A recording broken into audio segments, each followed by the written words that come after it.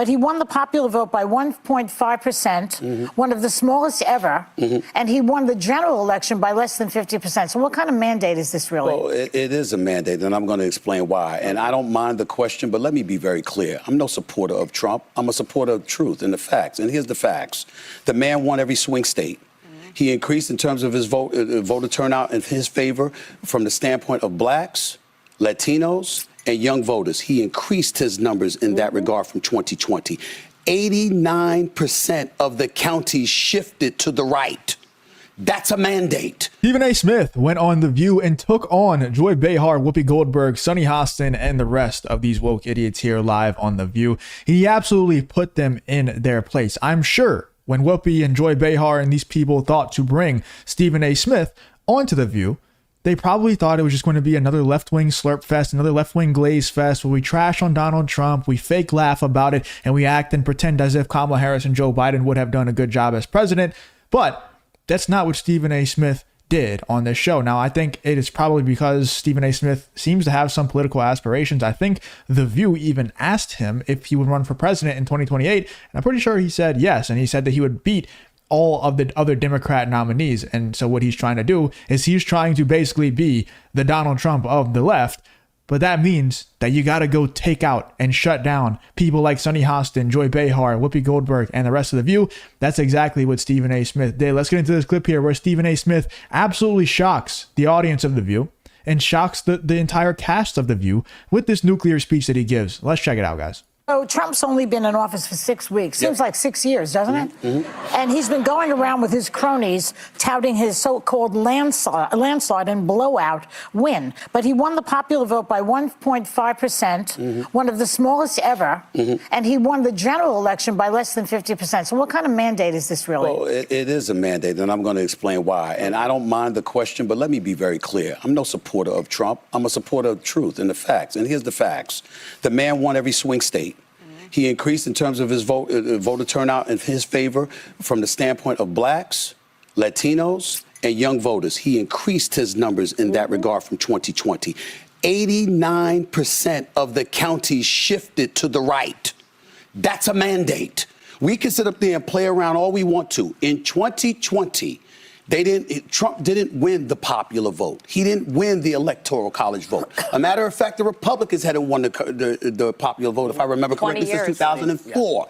But they did this year. So 20 years after they last won the popular vote, they won the popular vote. They won the electoral college vote. The man won every swing state. And on top of it all, 89% of the counties shifted against. I don't understand how people can look at that and say, there's no mandate. There's a mandate. What's a different definition of a mandate, I guess? But the problem is that if you're the Democratic Party and you lost 49.8% to 48.3%, and you're looking at that 1.5% dip, that's an excuse for you to say, what we did really wasn't that bad. Some people didn't we should continue to do that. Do you think that don't continue to do that. Find a new strategy. But do you think those groups, the black voters, the Latino voters... The thing is, Stephen A. Smith is completely correct in what he's telling to the cast of The View here and what he's telling to Joy Behar, but she can't take it. Did you see her face as he was explaining what he was explaining? She was so pissed off.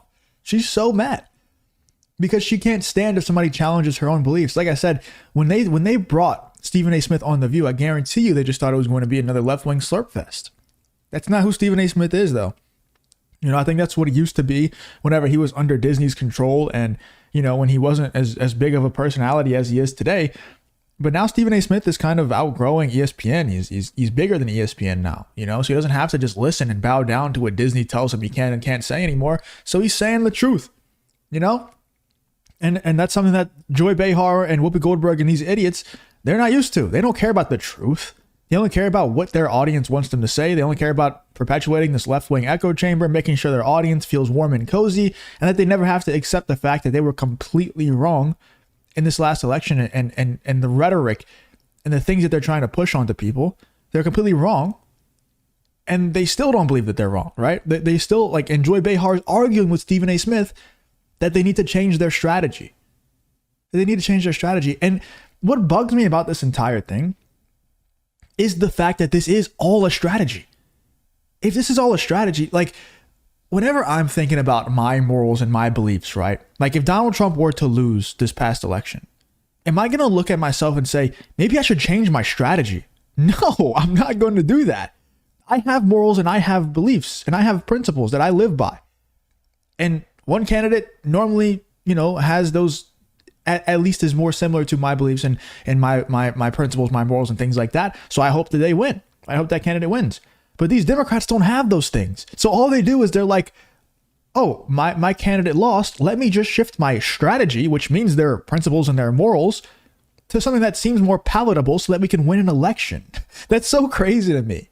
But it is the truth. If you want to win the election, that's what you got to do. That's all these people care about, is winning elections and having power. And Stephen A. Smith is telling these idiots, hey, we got to change our strategy if we want to win. And they're like, no, we got to keep doing what we're doing before.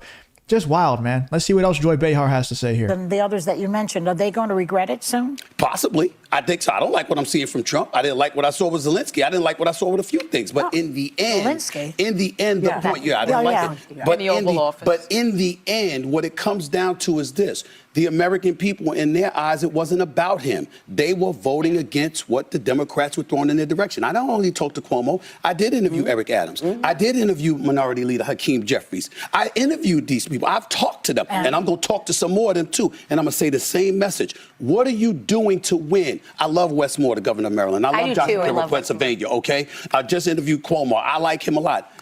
I want somebody to step up and recognize that man in the Oval Office, whether you like it or not, is potent. He's coming and he wins. You got to find a way. If you enjoy content like this, make sure to leave a like and subscribe to the channel. It really does help me out a ton. Let's get back to the video. To beat him. This way is not the way that the Democrats have been doing it. Let's talk about how people are feeling about his performance, because a CNN poll this week found that 52% of people disapprove of Trump's performance in office so far. So even though he may have won the general election by less than 50%, 52% disapprove of what he's doing. We're also seeing Republican voters at town halls opposing his executive overreach, giving Elon Musk the shadow presidency. Yet you said, quote, Trump is closer to normal than what we're seeing on the left. Yeah, I was talking about why he won the election. When I made that statement, I was talking about, that was before the election. I see. Right? Okay. So when during the election, I said, in the immediate aftermath of the election, I pointed out he was voted for because they considered him closer to normal than what the Democrats were spewing. That was what I said at that particular moment in time. Now, obviously, Elon Musk is an entirely different matter altogether. This man is not an elected official. He hasn't been confirmed by the Senate or anything, but he's got an inordinate amount of power. Given to him by Trump. I can understand. No, I can't really disagree with that either. I do find it weird that Elon Musk does have so much power, even though he's not elected. You got to give it to the man, though. He did a great job. I don't know if this was his plan all along, but he bought Twitter/X, and it seemed like he just doesn't care about turning a profit with it. He's like, yeah, if the advertisers don't like free speech, they can leave. Screw them all. And he leveraged the platform to be able to get the ear of the most powerful man on the planet right now, who is Donald Trump. And whether that's helping his businesses, I mean, I'm sure it is in some sort of way that this is going to help Elon Musk's businesses. But he has a point there. I've never been a huge fan of Elon, and that triggers a lot of you guys. But it is what it is. I've never been a huge fan of Elon. So, it's funny how they try to twist it, though, because Stephen A. Smith is absolutely cooking them and saying that this is a mandate given by the American people. And they're like, but 52% of people are not happy with Donald Trump's performance. It's like, let's go look at Joe Biden's approval ratings. Let's go look at Joe Biden's approval ratings and compare the two and see which one is better. I just find that absolutely hilarious. They're going to find any way to mental gymnastics their way into showing us that Donald Trump was a bad choice, that we should have elected Kamala Harris. Just absolutely hilarious. And how that could scare the living daylights out of folks, and the approval ratings. Obviously, we pay attention to that. But here's the bigger question.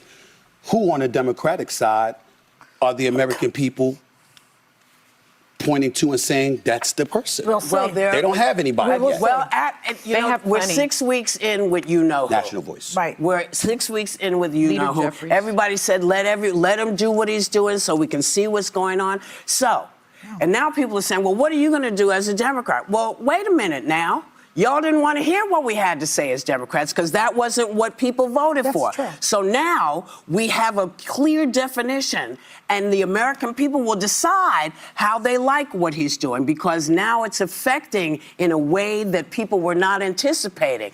People who didn't think they would be affected, like the folks. Look, if I'm a neutral party, I'm not a Republican or a Democrat, and I'm looking at this thing and I'm saying, okay, Donald Trump might not be doing the best job. And a lot of you guys get mad at me, but he's, the deportation, he's getting outpaced for the deportations by Barack Obama. And whenever a large part of why a lot of people voted for you is the immigration crisis, that probably shouldn't be the case. I know you're going to get mad at me for saying that. It is what it is. It's the truth. I wish you would deport more people, but there's a lot of other things too that you could possibly get mad at if you're a neutral party, right? Possibly you don't like the way that he talked to Zelensky.